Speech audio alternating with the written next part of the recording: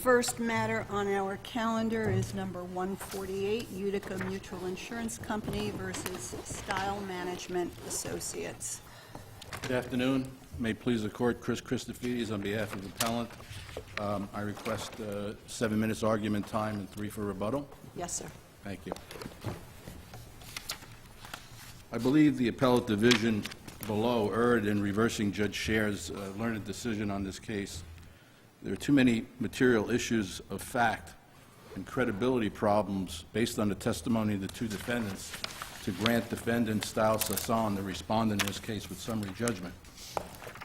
The credibility issues aside, the court considered labor law cases in trying to determine who the general contractor was in the case. Why should there be a different standard or a different definition of general contractor when it comes to cases of property damage versus personal injury?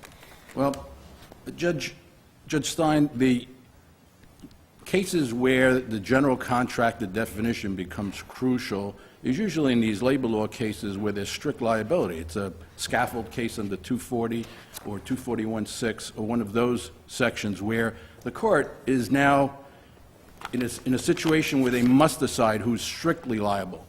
That's not this case. This is a ordinary negligence case based upon... But the labor law also has Section 200, which is essentially I the understand that, but again, there a court would have to decide who's strictly liable.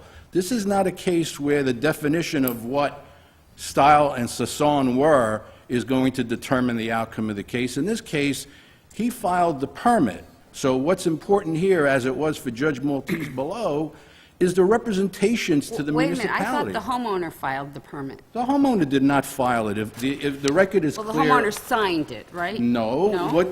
What happens in the process... The application, I'm sorry. Correct. Is What that happens is the contractor fills out the information, their license, their insurance information, their workers' comp information, and then they present it to the homeowner, who then attests to the fact that they are the homeowner authorized to hire that particular contractor. That becomes significant because the contractor may want to have a lien for work that's been performed and materials placed in the job. Also, isn't you... So the applicant in this case is Style Sasson, and he's the responsible contractor, not the Berensons. They weren't performing... Counsel, isn't that the key here?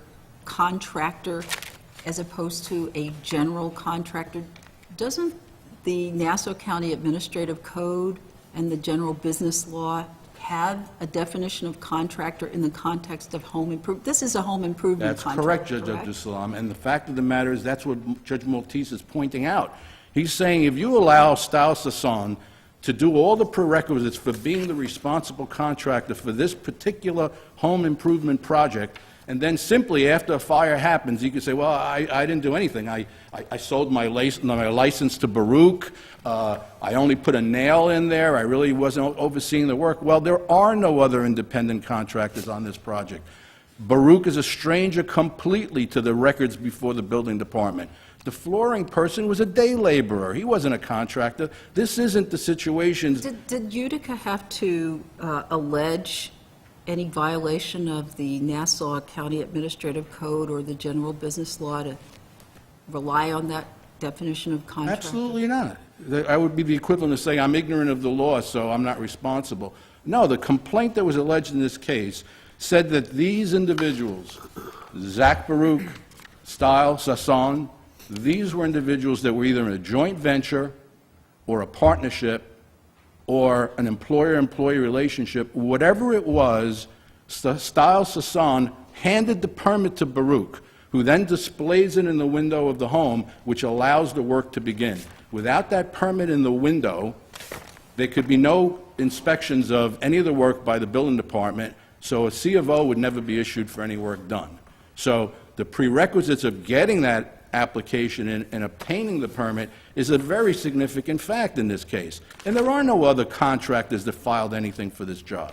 Once he takes it, the administrative code regulations of the Village of Lake Success take over, and they basically say, you filed all the financial responsibility documents, the accord forms for liability, for workers' compensation, There your was no license. workers' compensation coverage here, correct? There's no injury of, personal injury in this case whatsoever, Judge No, I Stein? know, but you refer to the fact that they were relying on Style for the workers' compensation, but I thought Style filed something that said that they were exempt from that No, obligation. I tend to differ, Judge Stein. If you read the deposition of Mr. Sasson, he actually points out, even though he's got the memory of a goldfish for most of the deposition, with this particular instance, he says he knew that the law in the Village of Lake Success changed approximately 2005 or 2006, and he would not be allowed to submit a waiver saying, I'm the sole employee of Style, and therefore I don't need workers' comp. So when he filed this Does the job... record indicate that he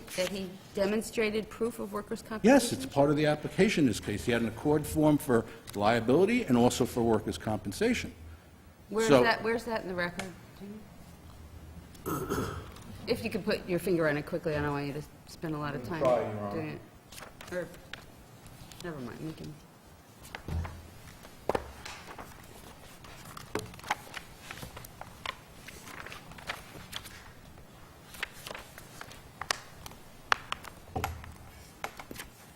If you look at the record beginning at page 580, actually, even before that, beginning at 577, through the certificates that he filed and all the other documents related thereto, that brings you up to, Well, before your time runs out, I did want to ask you, in page 65 and 66 of her brief, your opponent argues that your opposition to the motion consisted of an attorney's affirmation and nothing else.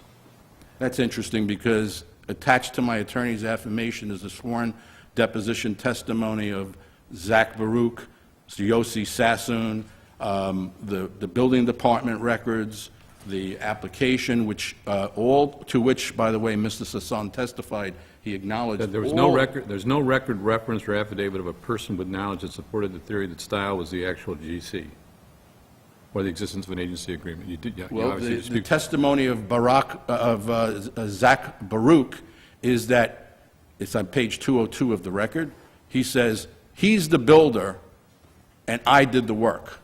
And if you read the previous pages of the record, it actually walks you through the relationship that Style Sasson had with Baruch's previous employer, Raphael, before he left for Israel. So there's numerous actual applications for permits in the record here that establish the course of dealing of Style Sasson filing these permits for all these jobs in the Village of Lake Success and Great Neck, and then allowing his agents or other unlicensed, unqualified people to do the work. And this is the first time he has a problem. The first time he has a problem, Baruch says, well, he came to me and said he wanted me to lie. He told me, tell him I only did crown moldings and that's it. Thank you, counsel. Thank you. Counsel, I believe there is testimony that Mr. Sassoon threatened to pull the work permit if he wasn't paid an additional sum of money. If that is the testimony, one could argue that that's the ultimate control over that job site because he could effectively shut the job site down. Why wouldn't we want a fact finder to get to the bottom of that in their relationship? Good afternoon, Your Honors. Good afternoon to you, too.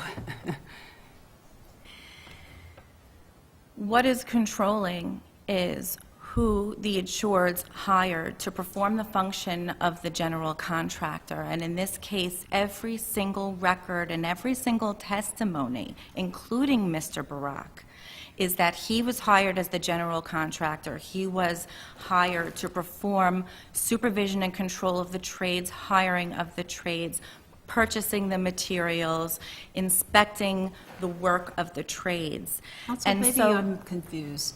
Is this, are they building a building here, or are they renovating a home? They are renovating a home. Renovating a home, so, you know, there are a lot of home improvement, this is a home improvement contractor, right? Not some, you know, general contractor like Turner Construction or construction manager, right? It's, how big a home is this? In all home improvement renovations that I've been a part of, there has either been a general contractor retained to do the work, or the plaintiffs undertake that role themselves, or they hire a construction manager if that is the case.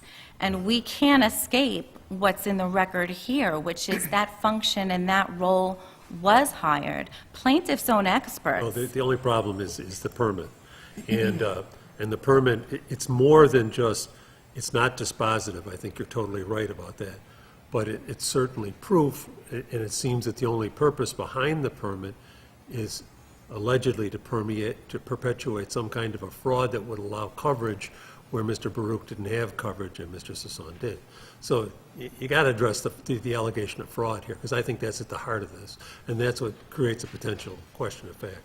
Well, I'll address fraud in two ways. First, by saying that when we look at the pleadings and the bill of particulars, it is not at the heart of this case. It's not remotely close to this case because it was never pled, never alleged. That's not the point, because, you start your lawsuit, and then you find out, oh, wait a minute, the person who filed this is not the person who's the GC. The second is that the Wait a allegation minute, of... wait. I said that because I expected you to respond to it. I apologize for interrupting you, but you get the point that you want to say, well, they didn't plead fraud. It's a subrogation case in which they're saying the subrogee here, or the person whom we want to proceed against, it turns out was party to a fraud.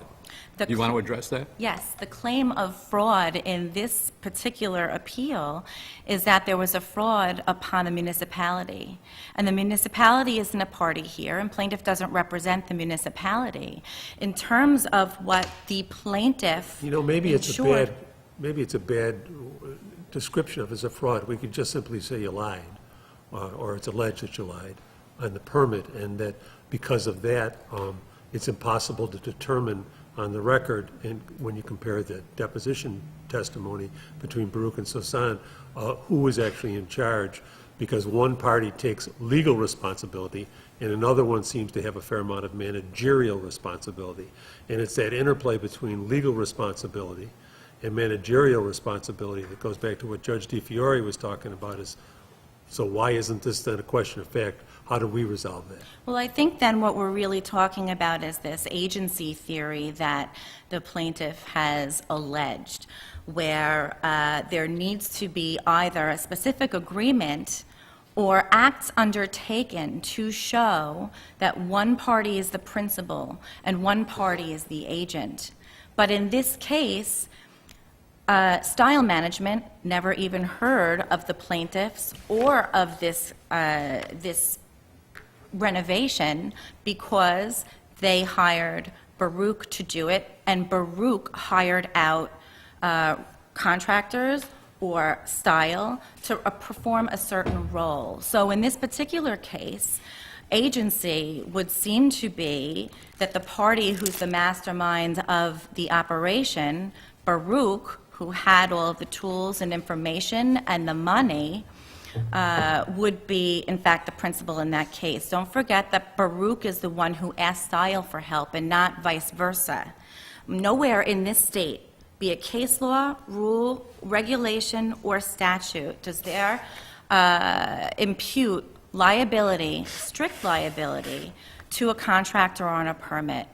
Those contractors cannot be project guarantors. No, is it a strict liability case? Let's assume that subrogation is established. Does that end the case? Strict liability wasn't claimed, neither was fraud, Your Honor.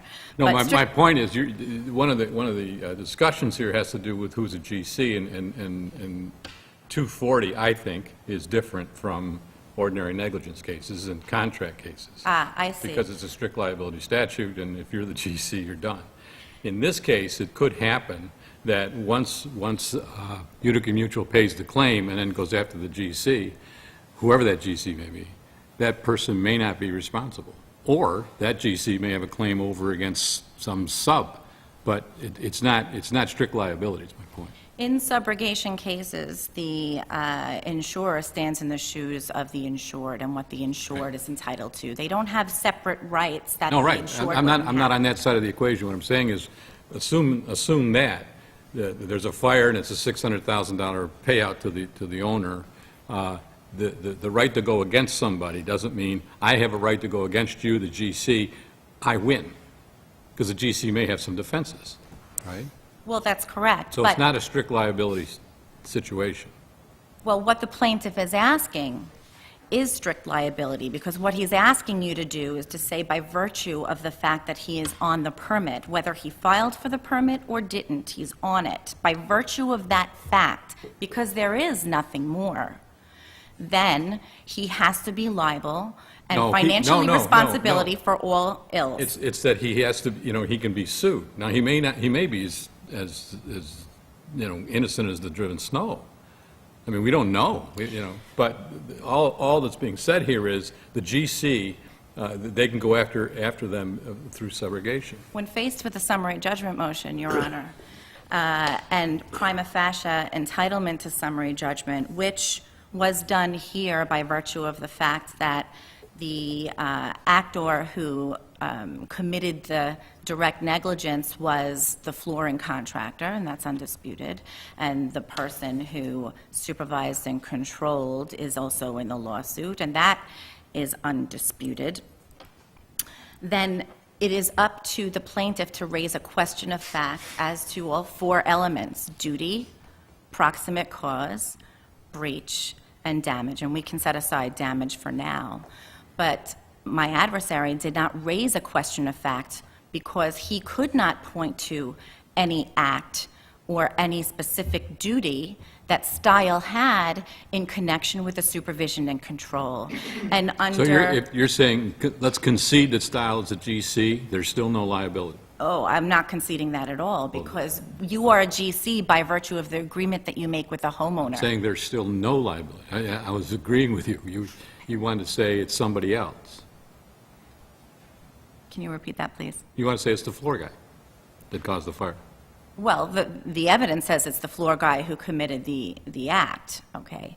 And with respect to who the GC is, that's borne out by Yeah, but by this really contract. comes down to, one, the guy who signed the permit has coverage, that GC, allegedly, the other one doesn't, right?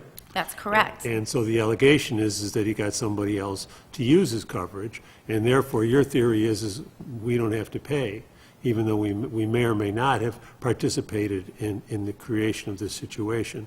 And that goes back to the basic question of fact theory. It's not a strict liability theory, it's a basic comparative negligence theory, but the question of who is the GC is a fact that supersedes any allocation of negligence.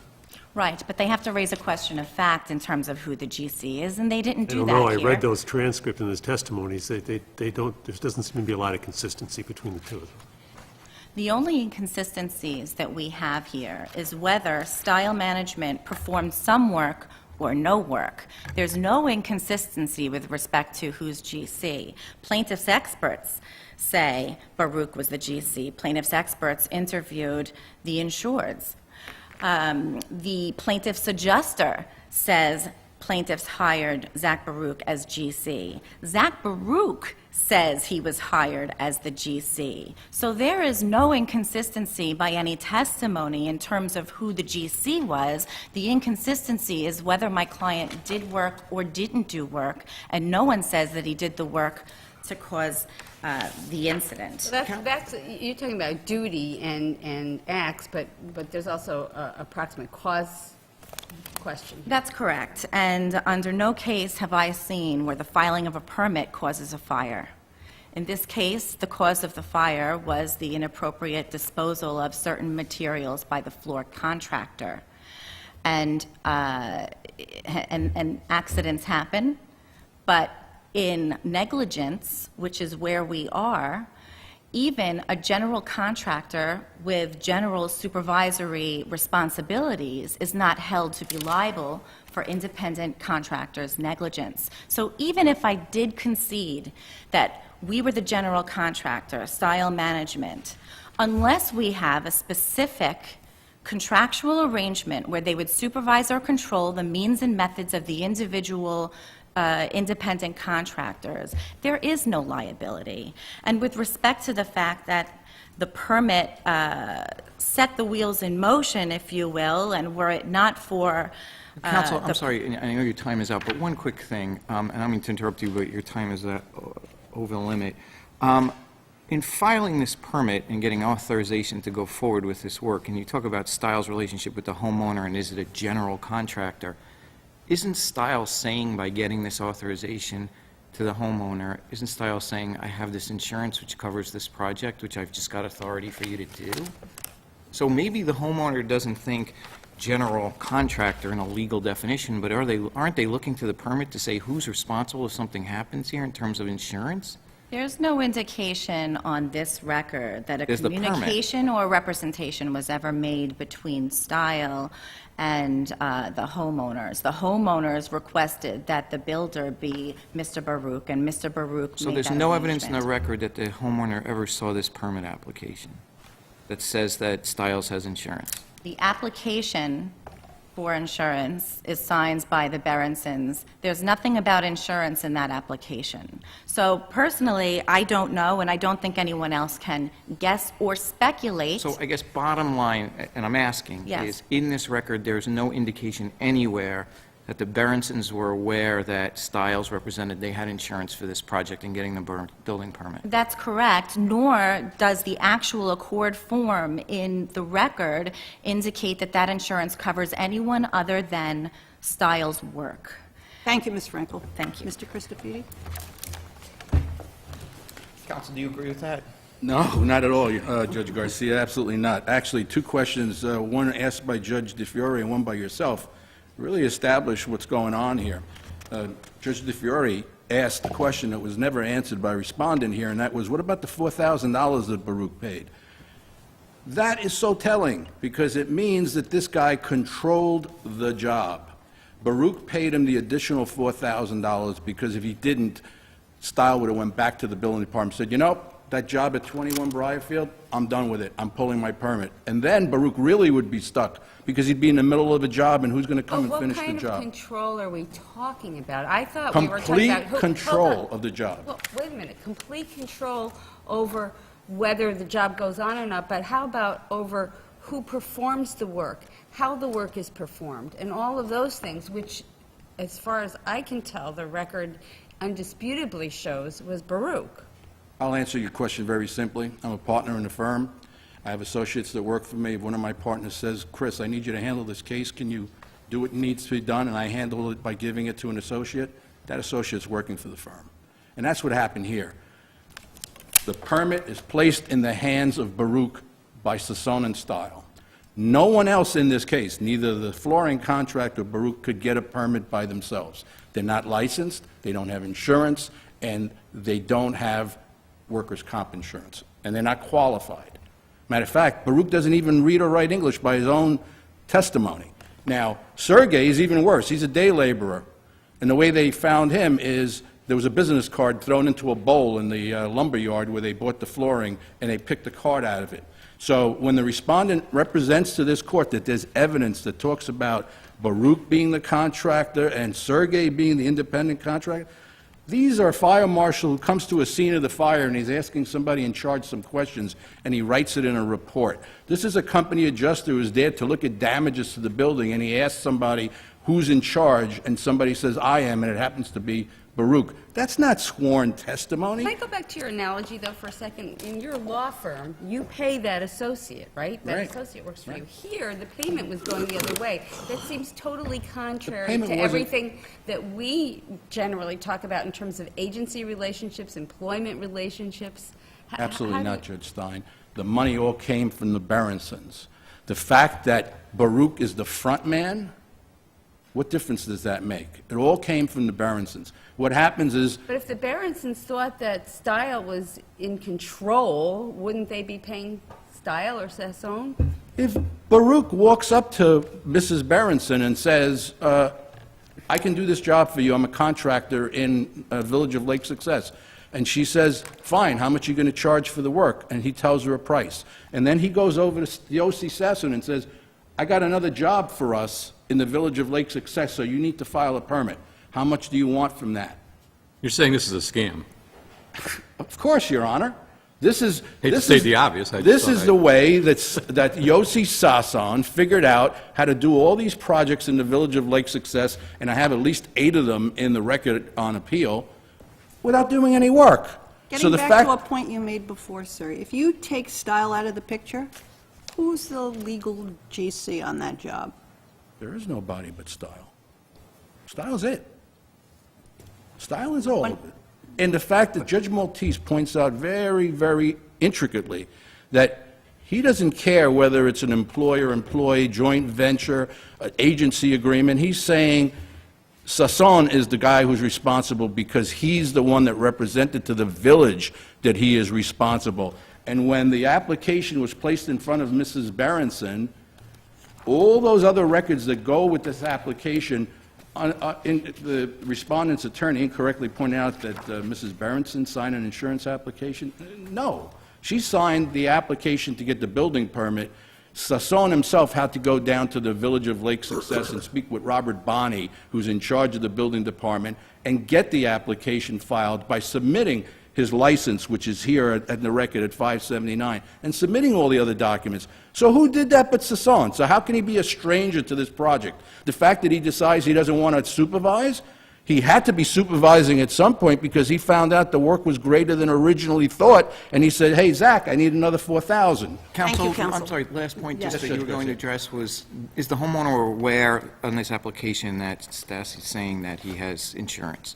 That this- Sure, I mean, the application, first of all, both Mr. and Mrs. Berenson are attorneys, okay? So the fact that she's signing a verification, it says I'm the homeowner, so that he can get a permit, But they may be trust and estates attorneys, that doesn't... Right, but That's probably so on the correct. I face agree. of The point is- On the face of the permit application, or the documents that we have in the record that they saw, do the Berensons know that this person represented that I have insurance for this project, the building? you would have to, under the Village of Lake Success Administrative Code, you couldn't get a permit.